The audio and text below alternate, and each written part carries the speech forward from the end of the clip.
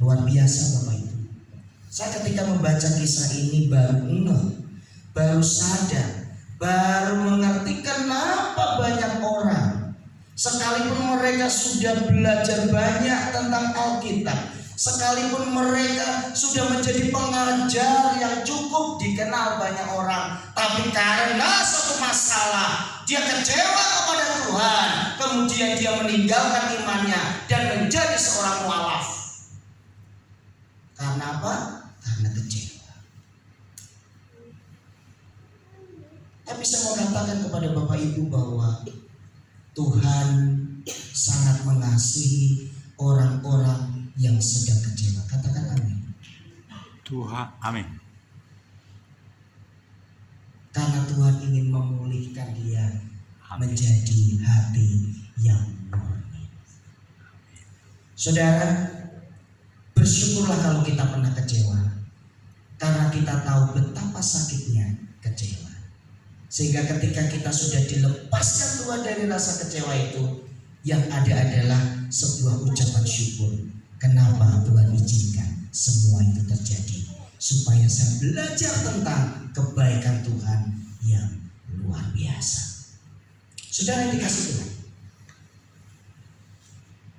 itulah sebabnya kenapa di awal tadi saya katakan Kleopas ini bukan murid sembarangan. Dia seorang yang tekun belajar kitab para nabi. Itulah sebabnya Tuhan Yesus datang secara khusus menjadi tutor, menjadi guru, menjadi orang yang mendampingi secara khusus untuk memahami apa yang selama ini dia pelajari.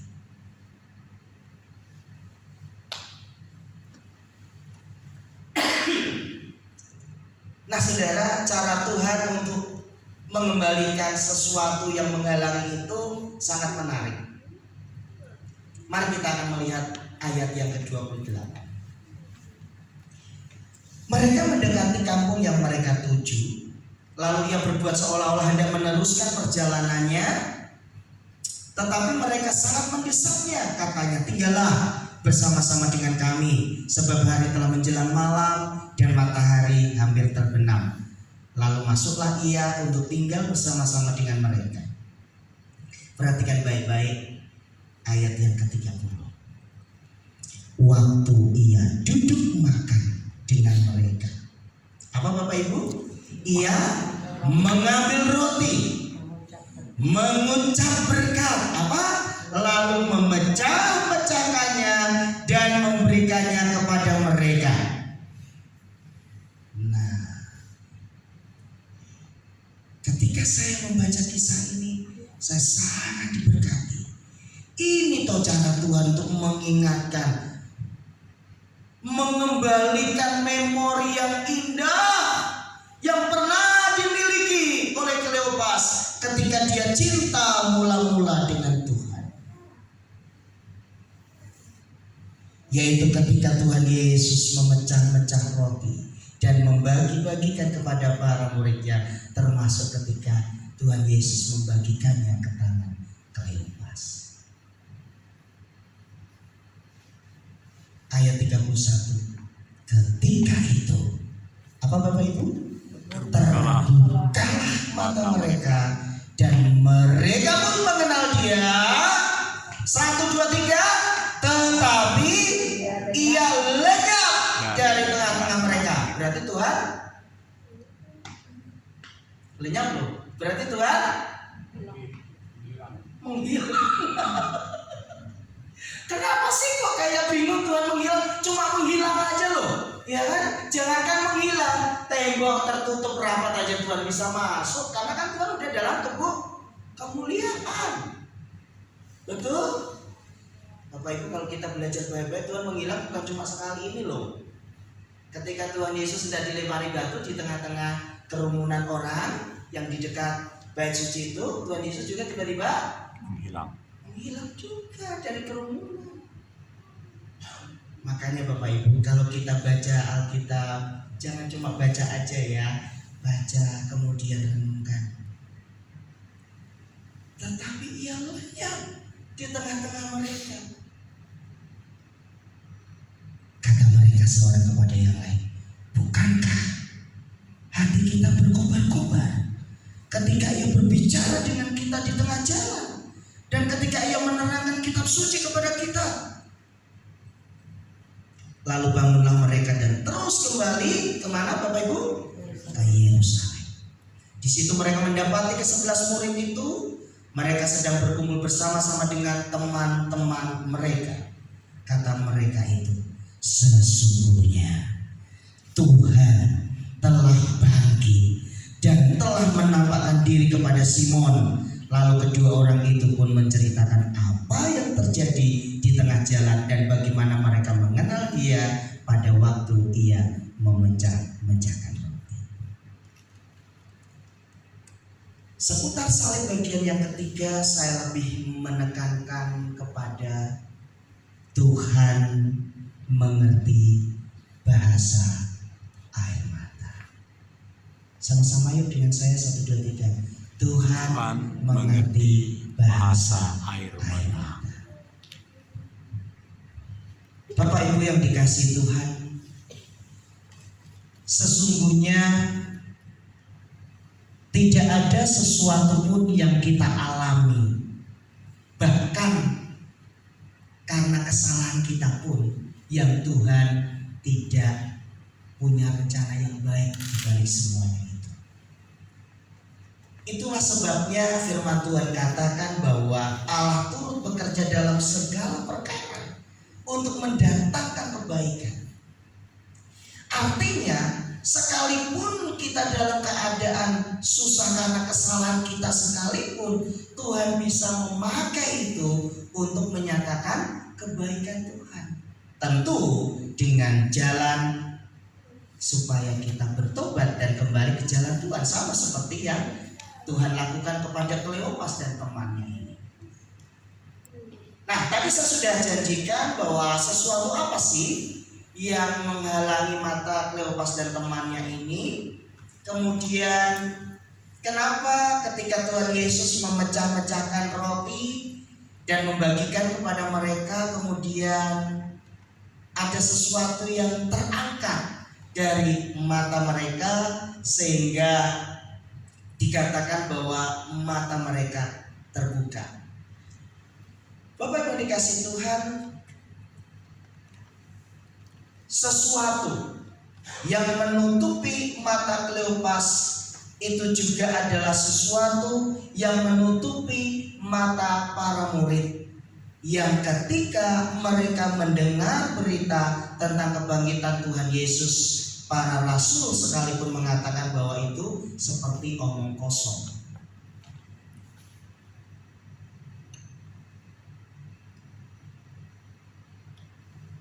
Saudara dikasihi Tuhan, kenapa penting bagi kita untuk punya pengalaman pribadi bersama dengan Tuhan? Saya percaya kalau masing-masing mulai dari Ibu Rosma, Ibu Rumida dan semua yang hadir di sini, kalau saya kasih kesempatan untuk bersaksi pernah punya pengalaman pribadi ditolong oleh Tuhan, mungkin sampai besok pagi kita tidak kelar, karena pasti masing-masing punya pengalaman ditolong oleh Tuhan. Tapi kenapa? Pertanyaannya adalah, tetapi kenapa ketika kita menghadapi situasi yang sangat-sangat sulit, seolah-olah apa yang telah Tuhan kerjakan dalam kehidupan kita di masa lalu itu tiba-tiba hilang begitu saja?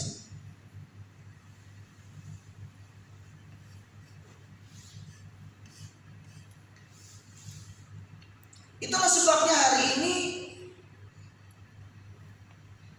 saya mau umat Tuhan untuk menyadari bahwa ternyata respon hati kita, tanggapan hati kita terhadap sesuatu yang kita alami itu menentukan sikap kita dalam melangkah. Saya kasih contoh. Ketika Bapak Ibu sakit, kemudian Bapak Ibu berdoa, dalam nama Tuhan Yesus aku percaya bahwa penyakitku sembuh. Amin. Buka mata, masih sakit. Lalu Bapak Ibu mencoba lagi 1 minggu kemudian, Dalam nama Tuhan Yesus aku percaya segala sakit penyakitku sembuh, sambil minum anggur perjamuan dan juga makan roti perjamuan dalam nama Yesus. Amin. Tapi belum juga sembuh. Kemudian ada teman dekat bisik-bisik dan berkata, aku punya kenalan loh, orangnya baik, dia cukup kasih air, dan dia bilang boleh kok berdoa sesuai keyakinan masing-masing. Dia orang pinter loh. Lalu ketika kita mulai goyah dan berkata, kan bisa saja Tuhan pakai dia, bahaya sudah. Tidak mungkin Tuhan pakai orang pinter tanda petik yang di luar Tuhan untuk menyembuhkan kita, dan kita katakan itu sebagai kehendak Tuhan. Ketika kita berdoa sakit masih sakit, tapi kita tetap berdoa dan kita tetap percaya, dan kita tetap berdoa dan kita tetap percaya sampai kita mendapatkan kesembuhan. Disitulah yang dinamakan iman yang sejati.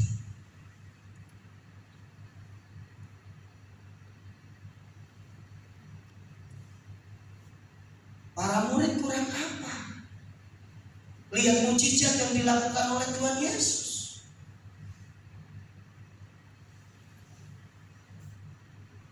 Simon, mertuanya demam, disembuhkan Tuhan Yesus. Mau ngomong siapa lagi? Para murid, Andreas. Ketika semuanya bingung, Tuhan Yesus bilang beliin makanan. Mereka mulai ngitung dengan kalkulator mereka saat itu kan jari mereka. Belum, orang sebanyak ini cari di warung mana bisa kasih makan? Uang kita cuma berapa ini? Ketemu anak kecil yang cuma punya roti dan ikan. Rotinya juga cuma 5, ikannya cuma 2. Dia pikir-pikir, udahlah, adanya ini biar aja lah. Kita toh udah usaha dikasih ke Tuhan. Tuhan mengucap berkat, memecah-mecahkannya. Saya kasih makan 5.000. Dikatakan cuma laki-laki, belum perempuan, belum anak-anak. Mereka pulang bawa satu bakul. Mereka punya pengalaman seperti itu. Mereka melihat bagaimana orang semua ketakutan lewat sebuah tempat yang namanya Gadara. Karena tempat itu sudah dikuasai oleh orang gila. Diikat rantai putus. Semua orang lari karena dia suka bawa batu yang tajam-tajam untuk melukai dirinya sendiri. Tempat itu jadi angker, tempat itu jadi sunyi. Alkitab mencatat Tuhan datang jumpai dia, dan orang itu disembuhkan. Kurang apa lagi? Seorang ibu menangis menjerit-jerit karena anak satu-satunya mati di kota Naim. Tuhan ketemu, cukup dipegang tandu tempat di mana mayat pemuda itu dibaringkan. Pemuda itu bangun. Kurang apa lagi? Petrus lihat dengan mata kepalanya sendiri bagaimana pembantu dari imam yang namanya Malkus itu dipotong telinganya.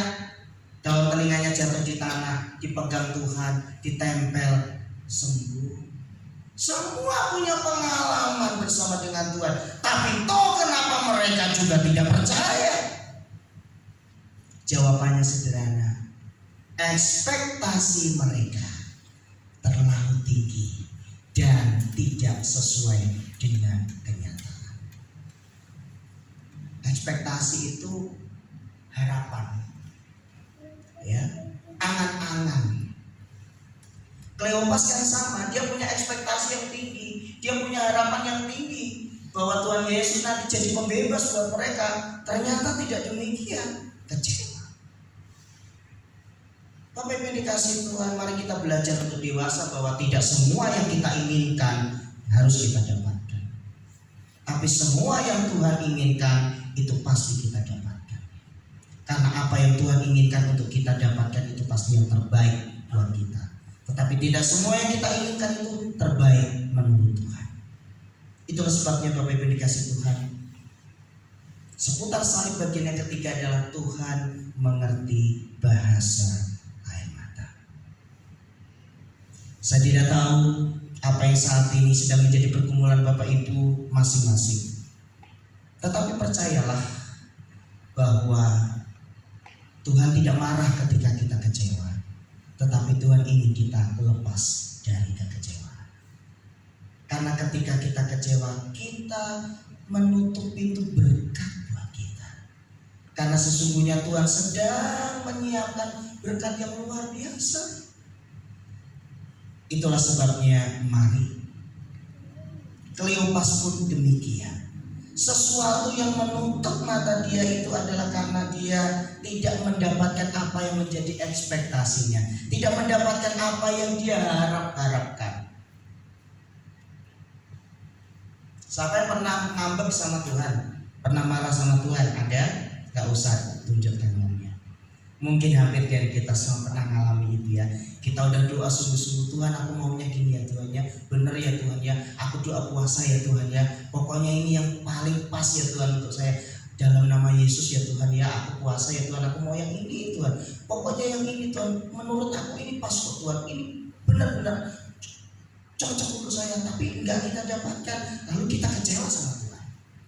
Padahal Tuhan sebenarnya udah siapkan yang lebih baik dari yang kita minta itu loh saudara, hanya waktunya belum. Tuhan mau kita setia kok saudara. Amin. Itulah sebabnya mari belajar dari apa yang dialami oleh Kleopas. Tuhan pesan murid-murid jangan tinggalkan Yerusalem. Karena kecewa mereka semua lari tinggalkan Yerusalem. Tapi Tuhan itu baik. Tuhan datangi satu-satu. Salah satunya kepada Kleopas yang sudah jauh terlebih dahulu meninggalkan para murid yang lain yang masih ada di seputaran Yerusalem. Tuhan datang, akhirnya mereka kembali lagi. Bapak Ibu yang dikasih Tuhan, ada 3 poin yang menarik yang kita bisa renungkan untuk kita bawa pulang dan kita boleh diberkati. Yang pertama adalah ketika kita sedang mengalami kekecewaan, yakinkanlah kepada diri kita sendiri untuk jangan kita berlama-lama dalam perasaan itu. Memang tidak mudah, tapi kita harus punya keberanian untuk berkata, Tuhan, mampukan aku untuk terus berjalan bersama dengan Engkau. Istri boleh tidak mengerti aku, suami boleh salah menanggapi aku, siapapun bisa tidak mengerti aku, tetapi Engkau Tuhan yang tahu persis siapa aku. Amin saudara.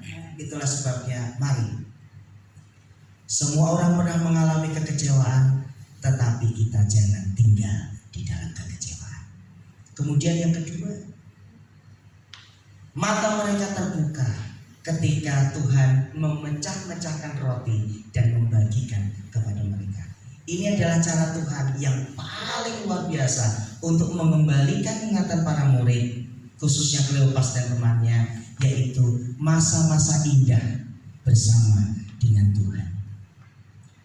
Nanti sebelum kita tutup firman Tuhan, saya rindu untuk masing-masing dari kita minta Roh Kudus ingatkan peristiwa terindah, peristiwa termanis apakah yang pernah kita alami bersama dengan Tuhan sehingga kita ada sampai detik hari.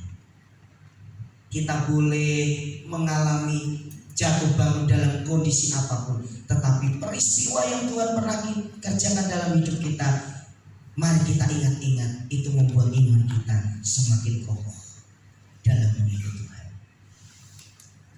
Bapak Ibu dikasih Tuhan, kenapa saya sangat senang kalau Bapak Ibu punya kesempatan bersaksi, Bapak Ibu bersaksi?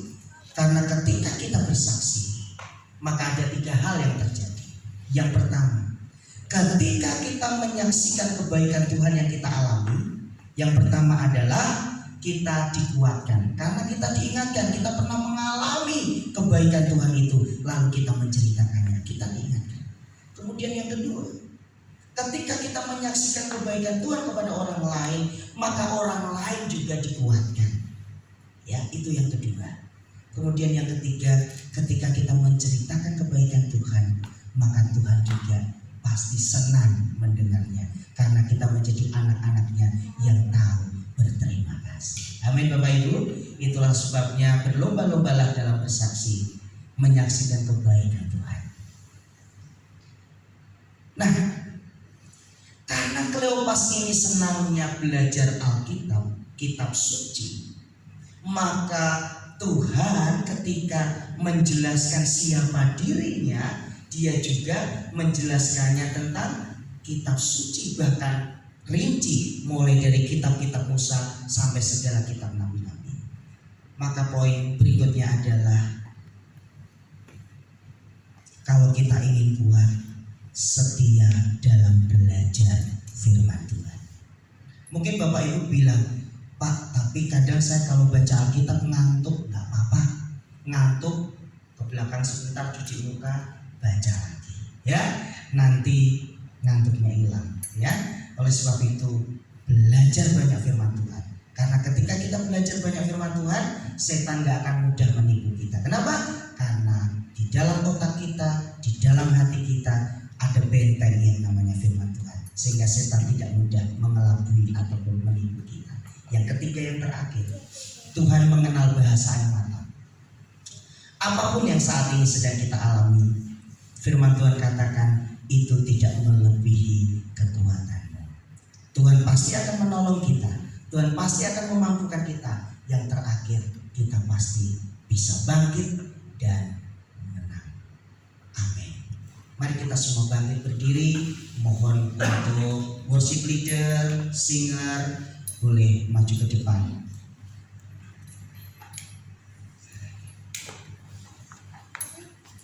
Hari ini kita akapela ya, karena saya double main musik ya, jadi kita nggak usah pakai musik. Aku mau lagunya itu, mengidong ini. Lagu itu apa?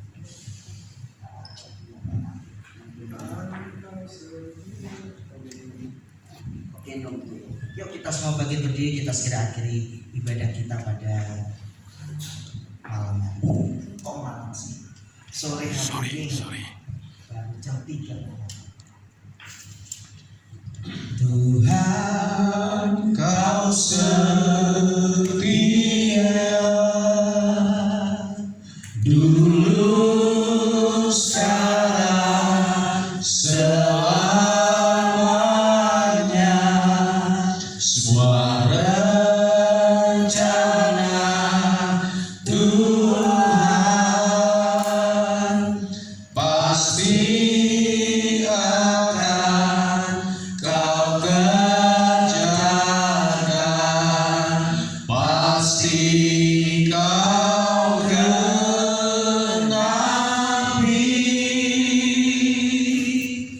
Kau gendongku sampai masa tuaku. Kau gendongku sampai putih rambutku. Kau telah buktikan,